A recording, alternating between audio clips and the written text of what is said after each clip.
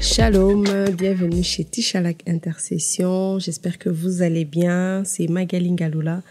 Alors, comme vous l'avez vu, la dernière fois, on a fait un live. Et si on en parlait? En fait, c'est un concept qu'on veut développer, dans lequel on veut aborder certains sujets, certains questionnements que sûrement chacun d'entre nous s'est déjà posé dans cette marche qu'on appelle la vie chrétienne.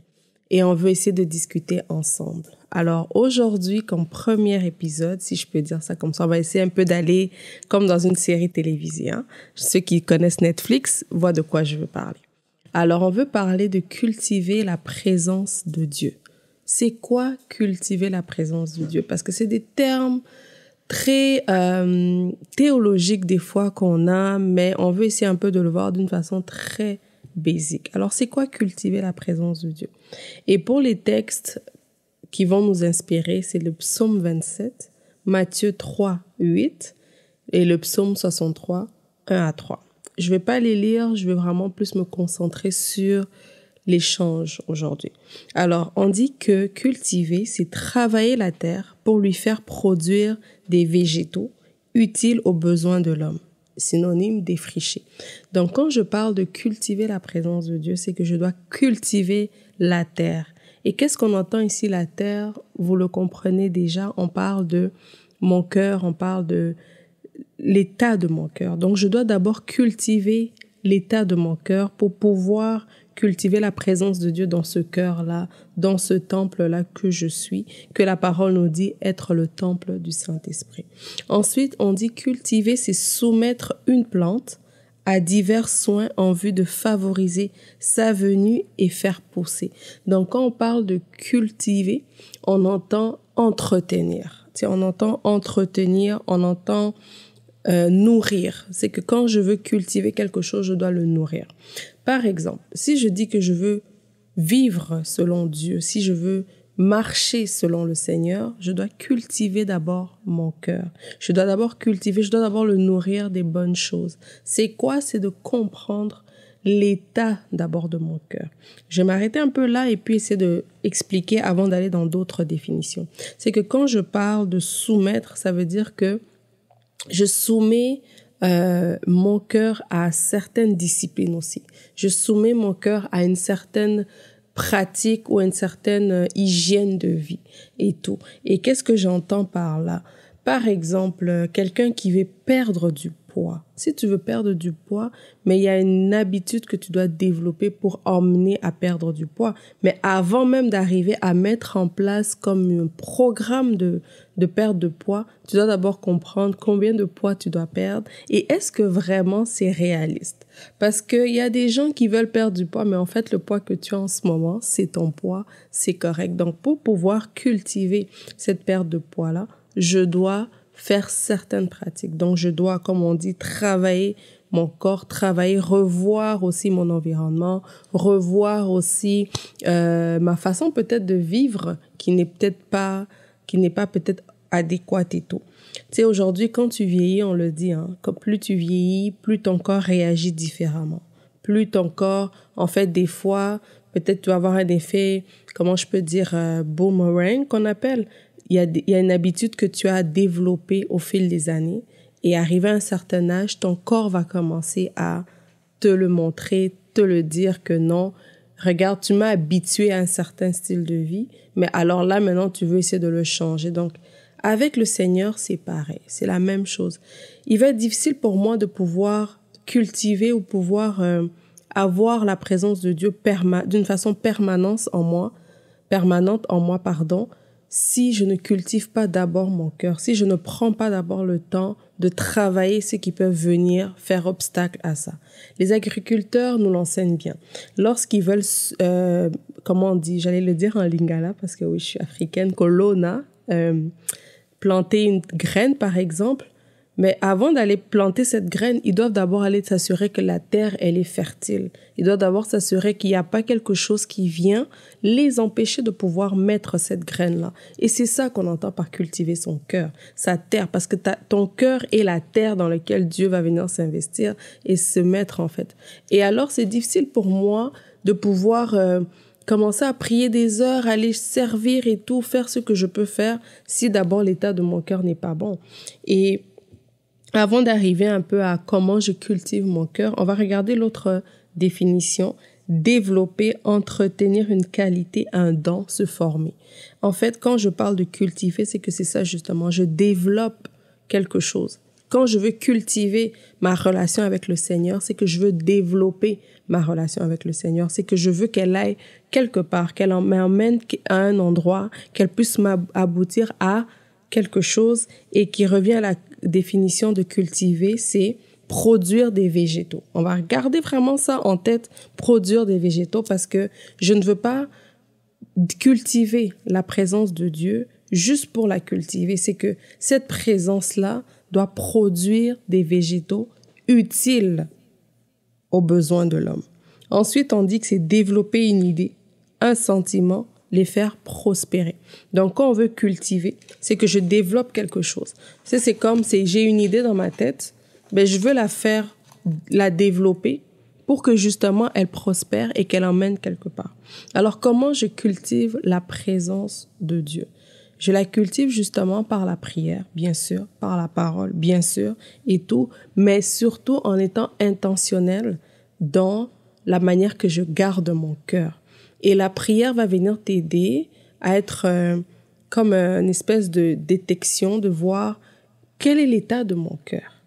Quel est l'état de mon cœur? Comment est mon cœur? Parce que, vous savez, quand quelqu'un, par exemple, toute ta vie, t'as jamais cru que tu serais grand, t'as jamais cru que tu pourrais évoluer, t'as jamais cru que tu pouvais faire quelque chose de ta vie, et que là, tu rencontres Dieu, qui vient te dire le contraire de ce que tu es habitué d'entendre. Hein? Tu as sémé ça, c'est resté dans ton cœur, c'est devenu une vérité pour toi. C'est devenu quelque chose que, pour toi, c'est ça en fait. Et ton cœur a toujours entendu ces genres de paroles. Qu'est-ce qui va se passer? C'est que tu ne vas pas recevoir l'appel que Dieu a pour toi. Tu ne vas pas recevoir la grandeur que le Seigneur a pour toi. Alors, qu'est-ce que tu fais dans la prière? C'est d'aller voir, Seigneur, regarde l'état de mon cœur. Je ne crois pas que je peux être grand. Je ne crois pas que je peux faire ce que je fais. Je ne crois pas que je peux emmener cette vie à laquelle tu m'emmènes à vivre, ou bien emmener peut-être une génération à changer. Et maintenant, quand tu travailles le cœur, ça va te montrer quoi? Ça va te montrer que tu as peut-être un manque d'estime en toi. Tu as peut-être une incrédulité en toi. Alors, il faudra aller travailler ça. Donc, il faudra enlever les mauvaises herbes. Il faudra enlever l'incrédulité qui est une mauvaise herbe. Il faudra enlever maintenant le doute qui est une mauvaise herbe. Il faudra enlever le manque d'estime qui est une mauvaise herbe. Et à partir de là, tu pourras cultiver la présence de Dieu. Tu pourras vraiment t'épanouir et accepter ce que le Seigneur te dit. Et la parole, c'est un très bon moyen, parce que la parole, elle n'est pas juste, c'est pas juste des belles paroles, c'est pas juste des beaux écrits. La parole, elle est vie aussi. On le dit. C'est que la parole vient emmener quelque chose en toi. Je pense que c'est dans Hébreux où l'apôtre nous dit, elle est comme une épée à double tranchant. Elle vient séparer. Donc, elle vient faire une séparation dans ton âme. Elle vient séparer certaines choses. Elle vient c'est comme cet engrais-là qu'on vient mettre sur la terre qu'on veut cultiver. C'est qu'on vient la rendre fertile. Donc, qu'est-ce qu'il fait, l'agriculteur, après avoir défriché la terre? C'est qu'il vient maintenant mettre les bons engrais. Il vient maintenant mettre les bons engrais qui vont te permettre de recevoir maintenant la graine là qu'il veut mettre et tout. Parce qu'il faut d'abord qu'il mette les bons engrais qui vont rendre la terre fertile, et la parole vient te rendre fertile. La parole vient te permettre de pouvoir recevoir justement cette semence-là de Dieu qui est qu'on trouve dans sa présence, qu'on trouve vraiment dans sa présence et tout. Et c'est pour ça, c'est important de cultiver la terre qui reçoit cette présence. Il faut que tu la cultives. Il faut que tu la traites, il faut que tu la travailles, parce que la vie, elle est remplie d'embûches. Elle est remplie de défis. Elle est remplie de beaucoup beaucoup de réalités et ton cœur est souvent exposé à ces réalités-là. Donc, si tu n'apprends pas à garder, à cultiver ton cœur, tu vas accumuler des choses, tu vas accumuler des frustrations, tu vas accumuler des blessures, tu vas accumuler beaucoup de choses. Et aussi, des fois, le contraire aussi est vrai. C'est que peut-être que moi, on m'a toujours pompé, dit « Oh, Magali, tu vas être grand, tu vas être tout. » Et donc, du coup, ça m'enfle la tête. N'est-ce pas? Et là, quand Dieu vient, Dieu, qu'est-ce qu'il va faire? Il va essayer de me briser. Il va essayer de m'emmener dans l'humilité parce que peut-être que moi, comme j'ai toujours tout réussi, peut-être dans la vie, hein, je donne l'exemple et tout, mais ça vient aussi faire que je pense que j'ai besoin de personne. Je pense que j'ai pas besoin de qui que ce soit. Et le Seigneur, maintenant, justement, vient travailler ça parce que Dieu ne pourra pas cultiver sa présence avec toi. Il pourra pas rester avec toi parce que tu t'autosuffis, en fait. Tu t'autosuffis et donc ça marche pas. Et ici, on a vu que la terre, c'est le cœur, les végétaux, c'est les fruits. Alors, qu'est-ce qu'on entend par cultiver et donner des bons fruits? C'est que justement, c'est qu'est-ce que ma vie produit. C'est qu'est-ce que ma vie produit, c'est ça qui va me dire est-ce que ma terre, elle est fertile? Est-ce qu'elle donne des bons fruits qui sont utiles aux besoins de l'homme?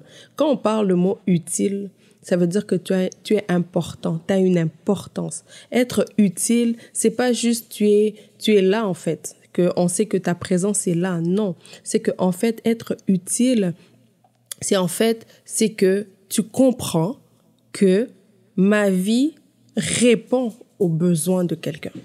Mais avant que ça réponde aux besoins d'une autre personne, elle doit d'abord répondre à mes besoins à moi. Est-ce que ma vie à moi produit quelque chose qui est utile à ma personne?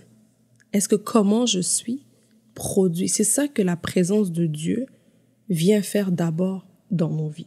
C'est que quand je cultive la présence de Dieu, quand j'entretiens, quand je développe la présence de Dieu, c'est que ça produit des fruits dans ma vie d'abord. Je dois d'abord voir les fruits dans ma vie. Je dois d'abord être en mesure moi-même de manger ces fruits-là. Après, les autres maintenant pourront manger ces fruits. Parce que je ne cultive pas la présence de Dieu que pour moi. Je cultive la présence de Dieu pour les autres. Parce qu'en fait, moi, je suis un cobaye entre les mains du Seigneur. C'est que ma vie doit être utile à quelqu'un d'autre aussi. Donc, comment savoir, justement, si je produis les végétaux? C'est ça, en fait. C'est, que produit ta vie? Est-ce que ta vie produit la paix? Est-ce que ta vie produit la joie? Est-ce que quand les gens sont autour de toi, est-ce que toi-même, d'abord, tu aimes être avec toi-même? Est-ce que tu es satisfait de ta personne? Est-ce que tu trouves que ma foi à moi produit quelque chose de positif et ça m'impacte moi-même d'abord? Si ça t'impacte, alors tu vas impacter les autres. Donc, avant de déjà aller commencer à vouloir impacter les autres, est-ce que toi, d'abord, ta foi, elle t'impacte? Et tout. Donc, c'était des questions comme ça. C'est ce genre de questions qu'on va un peu se parler là et tout, où on veut comprendre. Parce que les versets que je vous ai cités, on voit dans le psaume 27 où David, en plein ténèbres, en plein combat, il reconnaît que Dieu est sa lumière. Il reconnaît qu'il a besoin de Dieu. Et ce qu'il réclame, c'est la présence de Dieu. Et ça m'a toujours un peu façonné la manière que lui, il recherchait toujours la présence de Dieu dans tout ce qu'il faisait. Et dans Matthieu 3:8, on dit « Produisez des fruits dignes de la repentance. » Et tout. Donc, le Seigneur s'attend à ce qu'on produise des fruits qui emmènent un changement, qui emmènent une transformation. Et le psaume 63, versets 1 à 3, on voit encore David qui soupire comme une biche, qui dit « Seigneur », et il est en plein désert et tout, et il dit « Seigneur, je soupire après toi. J'ai soif de ta présence. » Donc, c'était un peu le premier épisode de cette série où on veut se poser des questions et on veut parler des choses. Moi, ça m'intriguait et je voulais partager avec vous. Donc, j'espère que ça va répondre à la question de quelqu'un aujourd'hui. Donc, si jamais vous n'êtes pas abonné à notre chaîne, n'oubliez pas de vous abonner en cliquant. Donc, vous comprenez, on est sur les réseaux, donc on vous encourage à nous suivre, à vous abonner et à interagir aussi, à commenter, à partager aussi ces contenus si jamais vous sentez que vous êtes béni. Merci beaucoup d'avoir pris le temps de m'écouter. C'est Magaling Galula. Restez à l'affût pour d'autres sessions. Merci. Shalom.